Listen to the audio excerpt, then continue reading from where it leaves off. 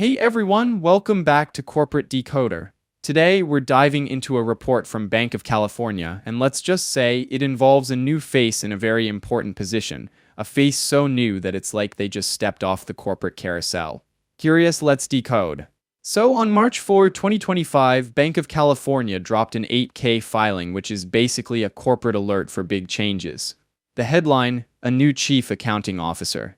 That's the person in charge of making sure the numbers are accurate. It's a pretty crucial role. Think of it as the financial air traffic controller for the company. The person stepping into that role is Karen Hun, age 48.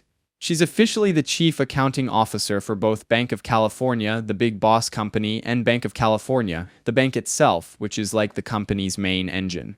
So who is this Karen Hun, and why does her hiring matter?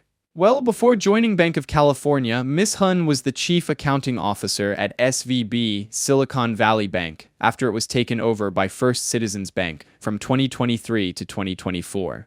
So she's coming from a company that was rescued. It's like a seasoned ship captain joining a new fleet after their previous vessel encountered some rough seas.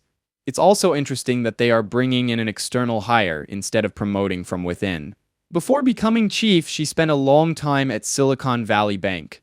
Since 2006, she worked in several finance and accounting roles, climbing to chief accounting officer back in 2020. That means she has seen a lot and knows her stuff. Plus, she used to be an auditor at KPMG, which is one of the big accounting firms. Basically, she's got the resume of someone who knows how to keep the books in order. She also has a background in economics and psychology from the University of British Columbia and is a qualified accountant. So it seems that she is qualified for the job. But what's the compensation? Does she get paid well? As Chief Accounting Officer, Ms. Hun will be getting an annual base salary of $425,000. That's before bonuses or other perks. The company can also change this amount whenever it wants.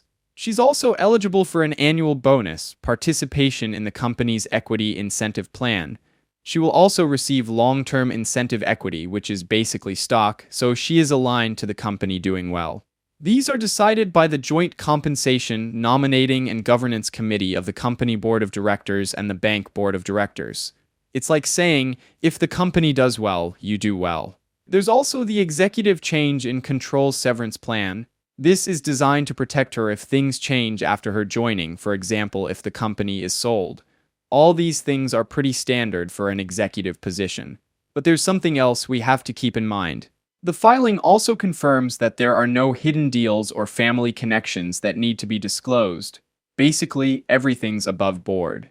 So what happened to the previous accounting boss? Well, Jeffrey Krumpock was the interim chief accounting officer. But he will soon retire, so Ms. Hun is stepping in to take his place.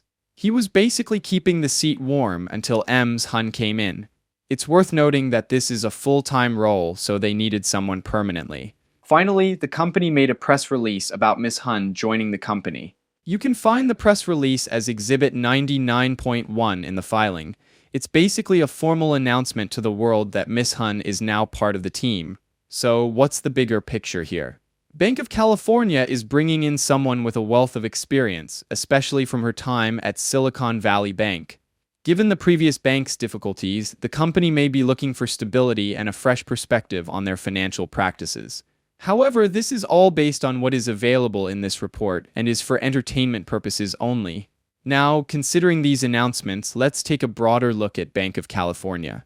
The company clearly values experience, as seen by bringing in Ms. Hun, who's navigated complex financial landscapes. One thing that is interesting is that the previous chief accountant was interim, meaning that the company was looking for a replacement for a while. This also means that there could have been some uncertainty with the numbers, so hopefully Ms. Hun can solve this. However, changing key personnel can always bring risks. The company could face disruptions if the new chief accounting officer struggles to integrate or clashes with existing teams. The long-term incentive plan is a great idea to help align incentives. In conclusion, while this change seems positive on paper, the actual impact will depend on how well the company implements this change. Thanks for watching. If you found this breakdown useful, hit that like button, drop a comment, and don't forget to subscribe for more deep dives into the world of corporate filings. Until next time, stay informed.